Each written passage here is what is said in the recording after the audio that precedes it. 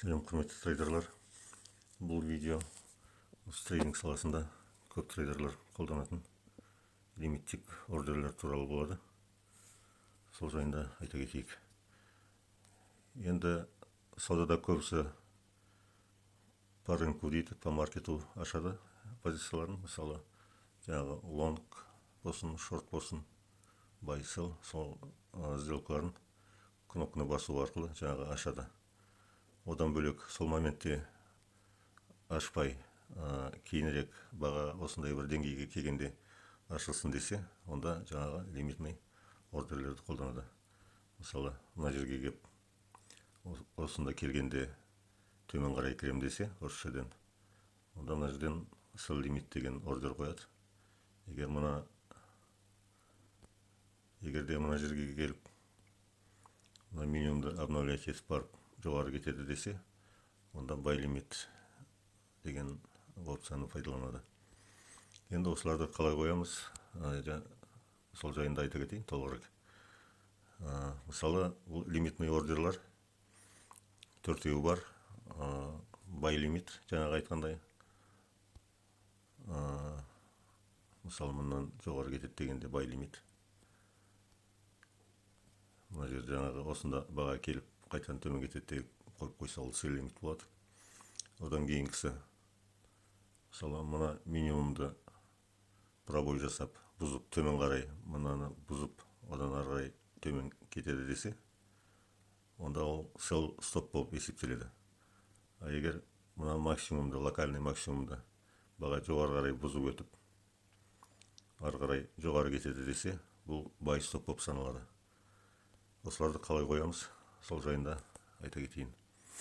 Мына графиктің жоғары жағында тұрған, оң жақтан санағанда екінші, жоғары жағында осыны бассаңыз, мысалы, жаңағы осыны қоюдың құралы шығады, sell limit деп жазылып тұр. Мұнда ол әрқалай шығуы мүмкін. Sell limit, мысалы үшін buy limit болып шығуы мүмкін, әрқалай. Бағаның қай жерде тұрғанына байланысты болу керек. Енді бұл әр жерден шыға береді. Бассаңыз, мысалы үшін мені бастыңыз, sell limit болып шықты.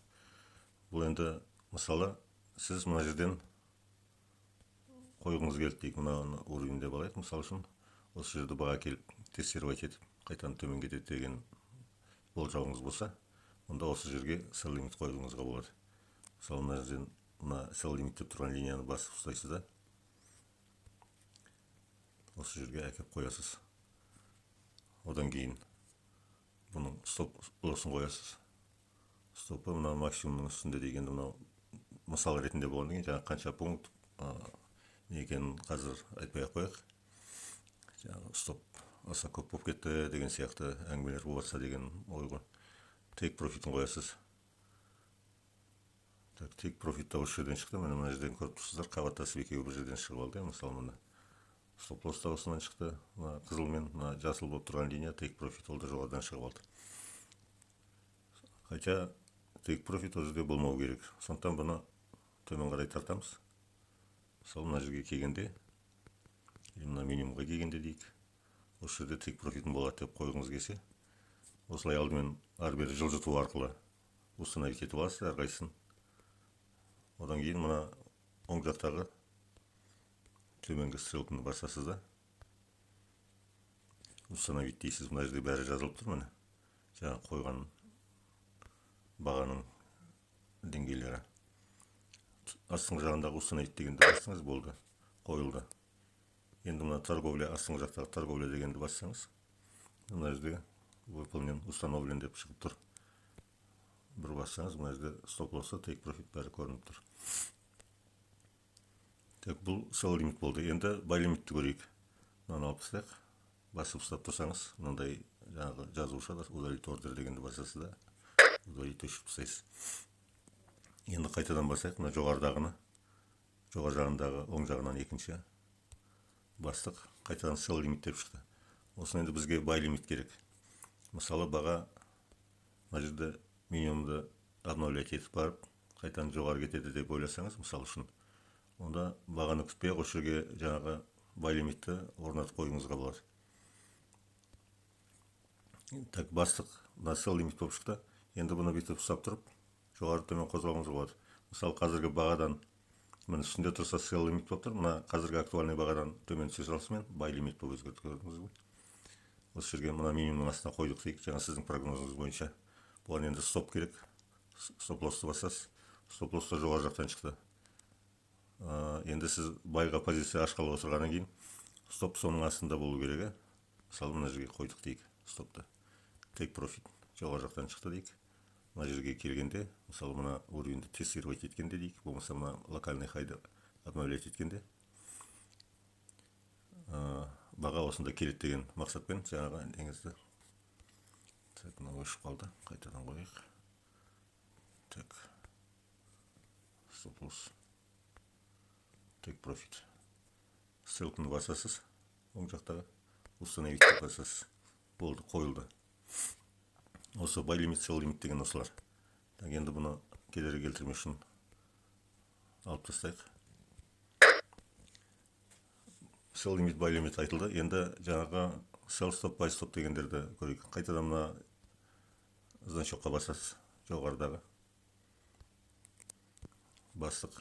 Енді ол sell limit болып шықты қазір. Мысалы sell limit, buy limit болып шыға береді әртүрлі әр жерден. Просто өзіңіз аласыз да, қолыңызбен бүйтіп басып тұрып, ары бері нете бересіз, қозғай бересіз.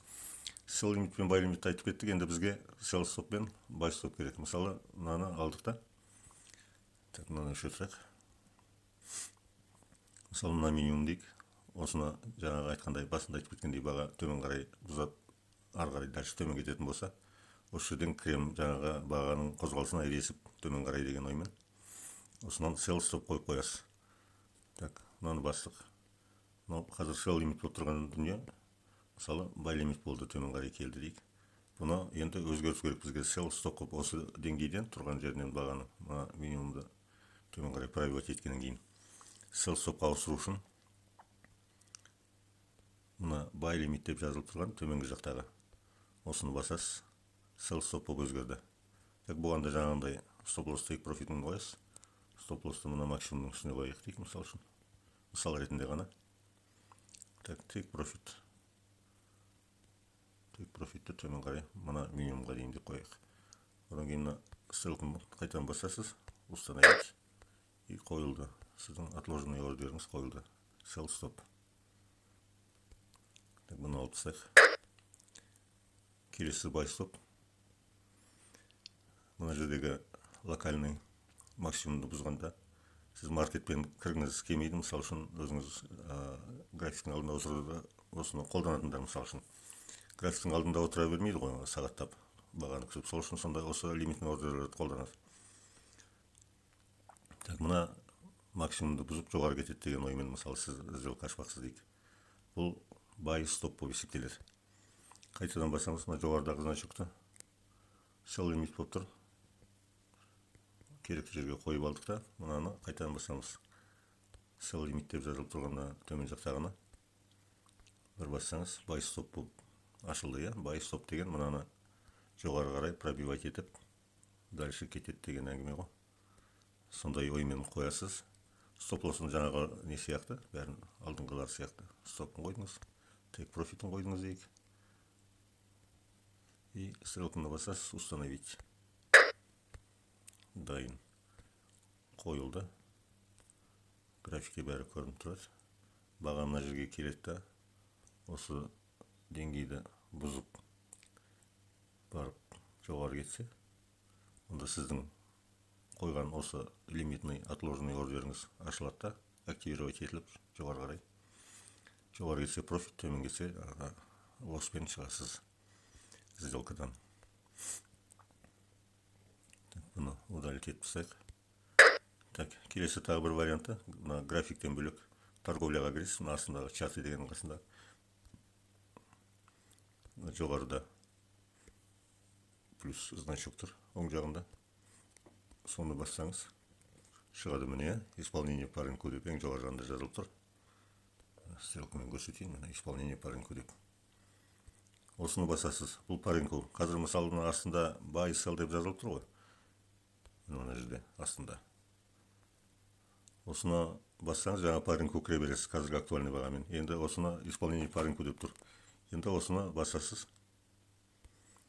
мына исполнениені. Так, мынауымыз істемей қалды ма? Сызбай жатыр. Жаңағы көрсетіп кеткен мынаны айтамын. Так, осыны үстінен бассаңыз, міне бай лимит, сел лимит, бай стоп, сел стоп шықты. Бай стоп лимит, сел стоп лимит дегендерді мен шынын айтайын, өзім қолданып көрген жоқпын. Бұлардың функциясында өзім вникать етейін деп ойлаған жоқпын никогда. Осы 6 ненің ішінен мен мына бай лимит пен сел лимитті ғана қолданам. На пробой бай стоп, сел стоп дегендерді мүлдем қолданып көрген емеспін. Өйткені ол жерде кішкене менің ойымша риск көбірек сияқты, сондықтан осы жоғарыдағы бай лимит пен сел лимитті ғана қолданам. Сонымен ары қарай кеттік. Осы жерден қойыңыз қойды. Бай лимитті басасыз, мысалы бай лимит қойғыңыз келсе. Жоғарыда бай лимит деп жазылып, жаңа исполнение по рынку деп тұрса, онда бай лимит деп шықты. Енді бағасын қоюыңыз керек. Ол үшін мына жерде цена деп тұр, мысалы. Сызбай жатыр. Мына жерде бағасы тұр. Осыны мына плюсты басасыз, минусты басасыз, любойын бассаңыз шыға береді ғой. Так, мысалы дейік, алдымен көріп аласыз бағаны. Так, мысалы бағаны мына жерге келгенге жоғары қарай кірем деп. Бай лимиті 82.445 дейіңіз. Есіңізге сақтап алдыңыз, мынаған қайтадан кірдіңіз. Торговля мына жоғарыдағы плюсті бастыңыз. Исполнение по рынку деген жоғарыдан бастыңыз. Бай лимит. Енді мұнда бағаны алу керек. Плюсті бастыңыз 82.619. 82.419 деп қояйық мысал үшін. Астыңғы жағындағы шыққан крестикпен өшіресіз де, керексіз бағаңызды. Так. 419 болды. Стоп лоссыңыз мысал үшін бай лимит болғаннан кейін.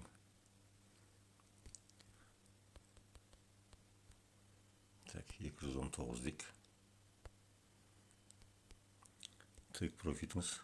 Қасындағы плюсті басу арқылы, плюсті бассаңыз, мына ближайший бағалар шығар, соны бүйтіп өзіңіз корректировать етіп қойып аласыз. Так, біздің қойған бағамыз 82.419 болды, стопымыз 82.219. Мынаны енді 82.819 дейік. Енді өзіңіз, мен ойдан алып қойып жатырмын. Өзіңіз 19 дейік, болмаса 20 дейік, 19 болсын жарайды. Одан кейін установить дейсіз, қойылды. Мына жерде көрініп тұр, установлен деп. Графиктен көрейік. Графикте бәрі көрініп тұр. Баға мына жерге келеді. Мына сызық деңгейге осыдан келіп активировать етеді. Сіздің отложенный ордерді жоғары кетіп, тейкпен жабады деген ойыңыз болса, осылай қойып қоясыз. Анализден кейін жасалады ғой енді бұның бәрі. Так, бұны алып тастайық. Так, сел лимитте тура осылай қойылады, жаңа алдыңғы түсіндіргендей. Мысалы, мынаны алып тастайық. Қысқаша ғана айтайын. Қайтадан мына жоғары жақта, оң жақ жоғарыдағы плюс дегенді басамыз. Исполнение по рынку деп шықты, оны басамыз. Бай лимитті жаңа қойып көрсеттік, енді сел лимит. Сел лимит дегенді басасыз, мысал үшін. Так, қазіргі баға актуальный 82.660 дейікші. Так. 82. Так, 860-ға барғанда төмен кетеді дейік.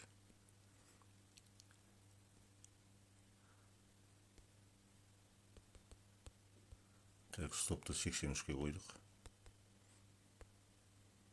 Так, тек профитіміз 82.00 дейік мысалы. 82.000-ға қойдық дейік. Установить. Міне сел лимитіміз қойылды.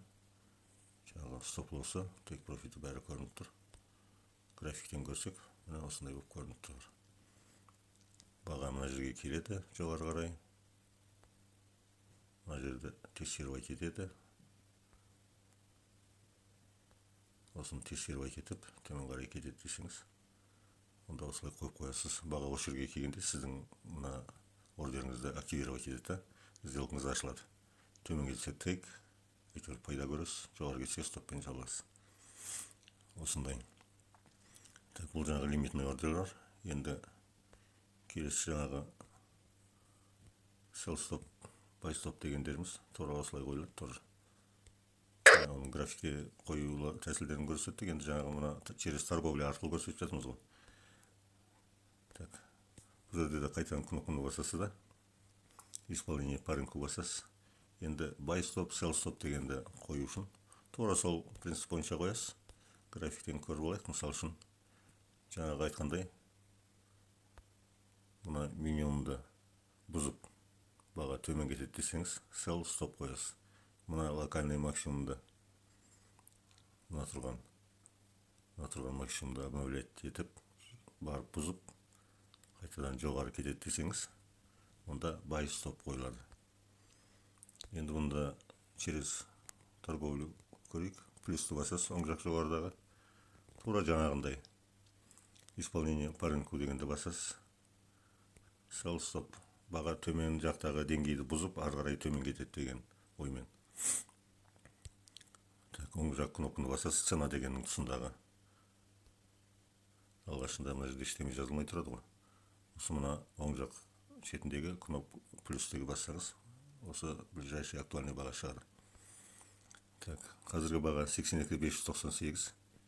Так, енді 300 дейік, енді примерно ала салайық.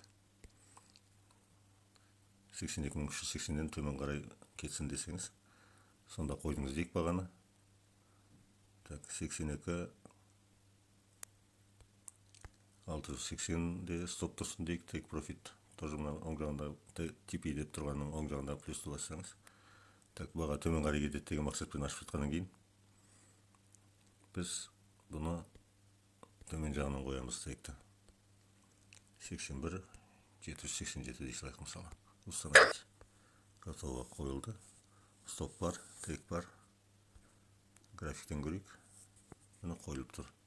Баға мына жерге дейін келеді да, осыны пробивать етіп, мүмкін тестировать етеді, мүмкін тестировать етпей, бірақ пробивать етіп кетеді төмен. Әйтеуір мына жаққа барып мен осынан пайда көрем деген мақсатпен ашсаңыз, sell stop деген осы стопы міне жоғары жағында тұр. Take profit астында. Так, бұны алып тастайық. Ендігі қалғаны бізде buy stop қана қалды. Оны да көрсетіп дейін, толығымен болсын. Так, мына жерден бағаны көріп алайық. Так, стопымыз мұнда дейік. Жаңағы ордеріміз мұнда дейік. Трейдіміз мұнда болады дейік. Енді қарсы шатасып кетуі мүмкін енді. Так, осыларды қойып шығайық. Торговляны басасыз. Оң жақтағы плюс. Исполнение по рынку дегенді басасыз. Бізге керегі buy stop. Баға жоғары кетеді деген мақсатта. 82.565-те тұр қазір. Так, 83.063-ті баға қойғыңыз келді дейік. Осыны бұзып жоғары кетеді дейсіз. Мысалы, баға лонг болғаннан кейін, бұл будущем, если активировать етілсе. Стоп лоссы төмен жағында болады, значит. 83.063, 83.766 стопымыз болсын. Так, 83.600 дейік, 49-ымыз, take profitіміз болсын. Установить.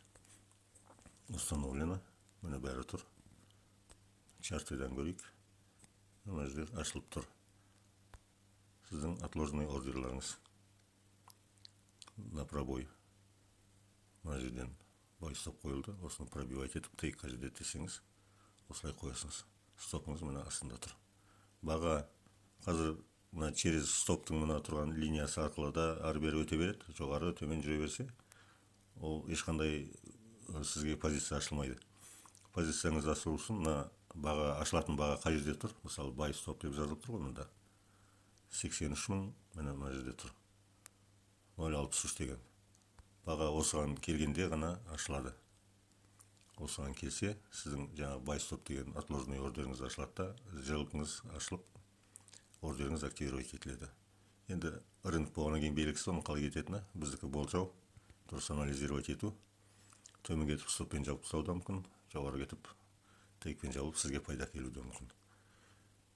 Отложенный ордерлер осы, лимитный ордерлар. Алдындағы видеода қалай жаңағы функцияларын алдыңғы бір видеода, енді осының алдындағы емес, оның алдындағы видеода жаңағы лимитный ордерлерді осы графикте қалай қою керек екенін айтып кеттім. бірақ бұндай детально подробно айтқан жоқпын. Сондықтан жаңадан бастап жатқан адамдар болса білсін деген оймен жасап жатқан жайымыз бар. Бәріңізге сәттілік. Аяғына дейін көргендеріңізге рахмет.